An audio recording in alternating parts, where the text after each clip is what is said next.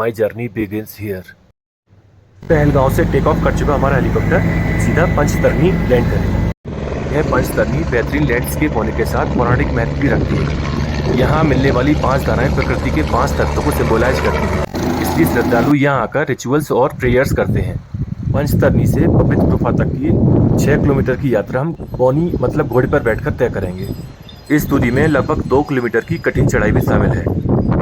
पहलगांव से पंचतरनी के बीच की रोमांचक जगहों को हम हेलीकॉप्टर से रिकॉर्ड नहीं कर पाए थे, इसलिए पवित्र गुफा से वापस लौटते समय हम उन सभी जगहों को भी रिकॉर्ड करेंगे। बाई रोड लगभग 35 किलोमीटर की थकाऊ यात्रा करके यहाँ तक पहुंचे श्रद्धालुओं के उत्साह में भी कोई कमी नजर नहीं आती और ना ही कहीं ऊंचे पहाड़ों और खतरनाक खाइयों का डर नजर आता है। इसे ही अटूट आस्था कहते हैं।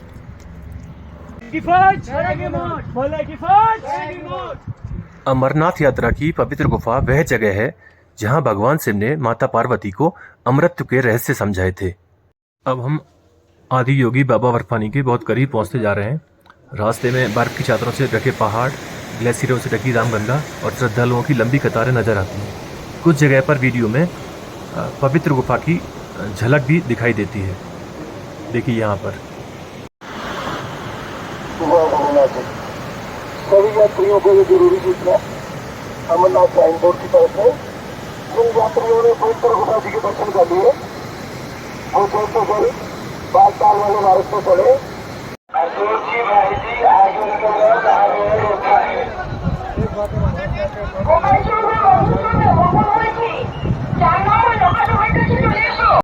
श्रद्धालुओं की लंबी लंबी कतारें नजर आ रही हैं, जिन्हें मैंने कुछ जगह जूम करके भी दिखाया है। देखिए,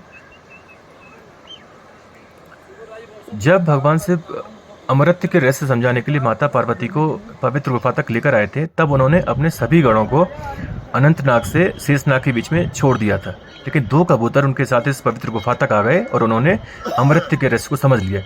इसलिए आप जब भी इस पवित्र गुफा के दर्शन करने आएंगे तो आपको वह 2 कबूतर जरूर नजर आएंगे। बाबा बर्फानी पवित्र गुफा की छत से टपक रही वाटर ड्रॉप्स के आइस बन जाने पर बने शिवलिंग के रूप में अपने दर्शन देते हैं और समय के साथ साथ पिघलकर अदृश्य हो जाते हैं।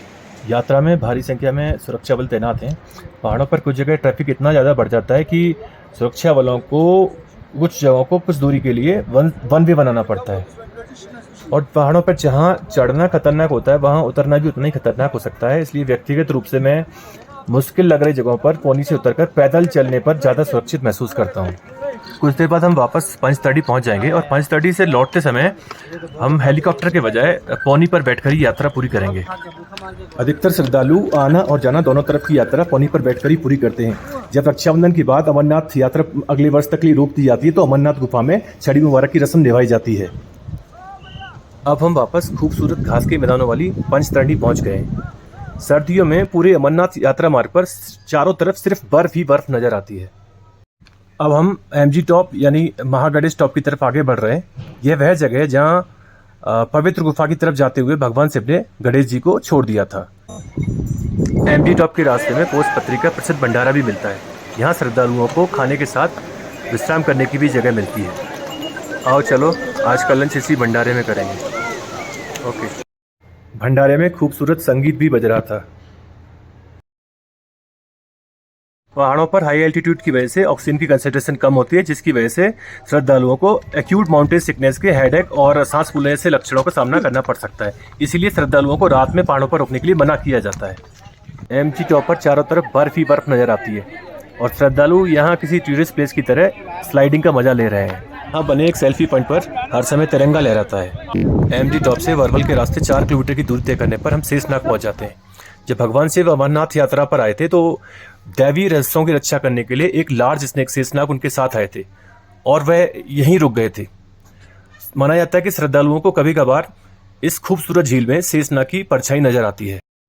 इस झील से लगभग 2 किलोमीटर आगे नागाकोटी वाटरफॉल मिलता है, लेकिन पौनी वाले अपने पौनी को पहाड़ों के एक अलग रास्ते से ऊपर लेकर आते हैं, इसलिए इस वाटरफॉल का रास्ता श्रद्धालुओं को पैदल चलकर तय करना होता है।